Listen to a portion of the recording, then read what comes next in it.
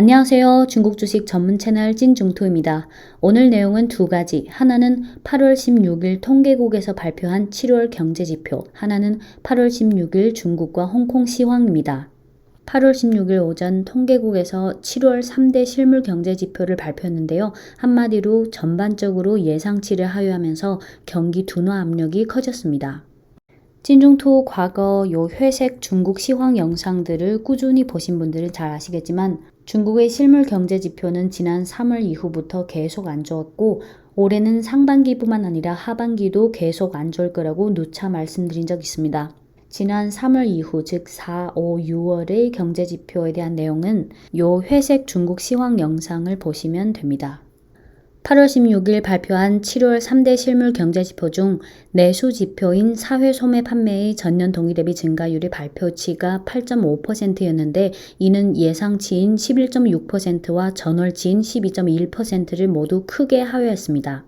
투자 지표인 고정자산 투자의 전년 동기 대비 증가율의 발표치가 10.3%였는데 이는 예상치인 11.4%와 전월치인 12.6%를 모두 하회했습니다. 제조 지표인 산업 생산의 전년 동기 대비 증가율이 발표치가 6.4%였는데 이는 예상치인 7.9%와 전월치인 8.3%를 모두 하회했습니다. 지금부터 이 3대 실물 경제 지표에 대해 하나하나 간단하게 짚어보겠습니다. 우선 사회 소매 판매 지표가 많이 둔화됐는데 자동차 소비의 영향이 컸습니다. 7월 자동차 소비가 전월 대비 7.5% 감소했고 전년 동기 대비 11.7% 감소했는데 주로 7월 들어 일부 지역에서 번복되는 코로나 상황 때문에 주민들의 외출과 관련 서비스의 소비가 둔화됐기 때문입니다. 7월 외식 소비는 전월 대비 4.4% 감소했습니다. 상품 소비에서 가전, 가구와 통신기기가 크게 둔화되는데 6월에 6.18 대규모 판촉 행사, 즉 대형 전자상거래 업체들이 6월 18일에 진행한 대형 판촉 행사가 있었기 때문에 7월 소비가 상대적으로 위축됐습니다. 또한 부동산 판매의 둔화로 인해 관련 소비도 약화되는데요. 7월 부동산 판매 면적의 전년 동기 대비 증가율이 마이너스 8.7%를 기록했습니다. 주요 도시에서 부동산 정책을 강화했기 때문인데 이처럼 정부의 부동산 정책이 점차 엄격해짐에 따라 부동산업의 둔화도 계속될 것으로 보입니다. 이어서 고정자산 투자 지표의 둔화입니다. 고정자산 투자 중 인프라 투자의 전년 동기 대비 증가율이 6월에 마이너스 0.3%에서 7월에 마이너스 10.1%로 많이 둔화됐습니다. 제조업 투자의 전년 동기 대비 증가율은 6월에 16.4%에서 7월에 9.1%로 둔화됐고 부동산 투자는 앞서 언급했듯이 정책적인 영향으로 크게 둔화됐습니다. 이어서 산업 생산의 둔화입니다. 7월 산업 생산 지표의 둔화는 주로 탄소 중립 기조로 인한 금속 제품들의 공급 축소 그리고 반도체 칩 부족 등의 영향을 받았기 때문이고요. 그 외에 일부 지역의 코로나 번복 상황이 국내외 수요에 일정한 영향을 미쳤기 때문입니다. 철강 생산, 비철 생산, 비금속 광물 생산 증가율 모두 전월 대비 둔화됐고 다운스트림 중 자동차, 철도, 선박, 항공 등 제조업의 전년 동기 대비 증가율은 6월에 이어 7월도 둔화됐습니다. 반면 비교적 좋은 플러스 성장을 유지하고 있는 분야는 컴퓨터와 통신 쪽입니다. 네, 7월 경제지표 관련 코멘트는 여기까지 하고요. 이어서 시황을 말씀드리겠습니다. 7월 이래 찐중토의 중국 시황 영상들을 보신 분들은 아시겠지만 7월 들어 특히 8월 들어 상황이 좋지 않습니다. 대내적으로는 경제지표, 통화정책, 산업정책, 자금동향, 밸류에이션, 코로나 상황 등에서 아직 부담 요인들이 많은 상황이고 대외적으로는 아시다시피 미국의 통화정책 그리고 중미 관계 등이 부담 요인으로 작용하고 있습니다. 7, 8월은 중국 증시가 방향성이 명확하지 않고 변동성이 심한 장세가 계속되는데요. 이런 혼돈한 장세가 계속될 것이라는 저희 생각에는 아직 변화가 없습니다. 8월 16일 월요일 중국과 홍콩 증시 모두 하락했습니다. 상해종합지수는 0.03% 강보합권에서 마감했지만 심천성분지수는 마이너스 0.71%, CSI 300지수 마이너스 0.1%, 과창 50지수 마이너스 0.31%, 창업한지수 마이너스 1.31%, 홍콩 항생지수는 마이너스 0.8%, 홍콩 H지수 마이너스 1.2%, 홍콩 테크지수 마이너스 2.57% 마감했습니다.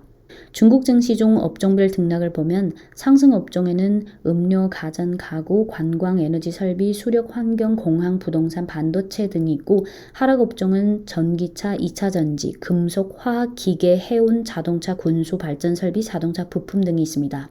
8월 16일 전기차량 2차 전지 업종 지수의 낙폭이 컸는데요. 2차 전지 지수가 4.73% 하락했고 주요 종목들의 낙폭을 보면 CATL이 4.99% 하락, 국헌 하이테크 6.68% 하락, 은첩, 구창신 신소재가 6.78% 하락, 천사재료 4.55% 하락. 여기서 분리막 1위 기업인 은첩, 즉 구창신 신소재가 장중 낙폭이 8%까지 갔는데 8월 16일 공시에 의하면 2018년 당시 보호예수로 설정된 2.46억 주가 8월 18일 즉 수요일부터 보호예수 해제되면서 시중에 유통된다고 합니다. 2.46억 주라면 은첩 총 주식수의 27.61%를 차지합니다. 상당히 큰 비중이죠. 은첩이 급락하다 보니까 2차 전지 관련주들이 동반 급락했고 그 업스트림 쪽에 있는 리튬이나 히토류 등 관련 종목들도 급락했습니다. 8월 16일 제약 바이오 중 CRO, CDMO 종목들이 일제 하락했는데요. 특히 가일라잉이라는 CDMO 종목이 하한가를 기록했습니다. 가일라잉은 종목 코드가 002821이고 영문명은 SMChem Laboratory 티안진이고 CDMO 기업인데 이 가일라잉이 8월 16일 하한가를 기록한 것은 주로 두 가지 악재가 있었습니다. 하나는 8월 15일 반기 보고서를 공시했는데 반기 매출액과 순이익이 각각 전년 동일에 대비 30%, 36% 증가했지만 중국 현지 컨센서스를 하회해서 실망감을 줬습니다. 또 하나는 중국 현지에 유명한 지분 투자사가 있는데 가오링集团, 영문명은 히어하우스 그룹. 이 기업이 지난 2분기에 가일라잉의 지분을 반이나 축소했는데요. 이 히어하우스 그룹이라는 투자사는 올 1분기 말 기준 이 기업의 5대 주주로 지분율이 1.82%였는데 올 4월에 보호예수 기간이 완료돼서 2분기에 지분 축소를 했는데 6월 말 기준 지분율이 0.91%로 줄었습니다. 8월 16일 야오밍 바이오가 1.14% 하락했고 야오밍康더 상해 종목은 1.63% 하락, 홍콩 종목은 2.93% 하락했습니다. CRO, CDMO 종목들이 지난 4월부터 6월까지 꾸준히 상승한 후 7월 초에 중국 정부에서 항암제 관련 임상시험 규범화 관련 정책 그리고 약가 인하나 여러 가지 제약 바이오 산업 관련 정책들이 발표되면서 대체로 CRO, CDMO 종목들도 이런 투심 위축 때문에 7월부터 계속 차익 실현이 나오고 있습니다.